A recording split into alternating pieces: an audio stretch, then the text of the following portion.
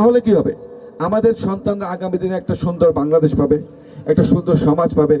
ওরা ভালো লেখাপড়া করতে পারলে ভালো মানুষ হবে, সরকারি বড় কর্ম করতে হবে, আপনার আমার স্বপ্নের বাস্তবায়ন হবে।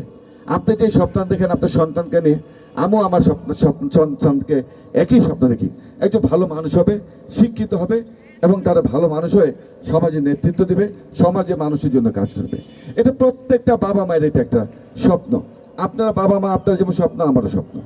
তা এই দিকটা আপনার খেয়াল রাখবেন, এই দিকটা দোয়া রাখবেন। আমি আমার বক্তব্য দীর্ঘায়িত করবো না, আপনাদের ধৈর্যচ্যুত করবো না, কারণ আপনারা এত বক্তব্য শোনার মতো সময় এখন নাই। রৌদ্র, অনেকে মাথায় হাত দিয়ে বসে আছেন, আমি দেখছি। ঠিক আছে, আমরা অন্ধকারে বসে আছি, আপনারা যারা প্যান্ডেলের বাইরে মাথায় হাত দিয়ে বসে আছেন,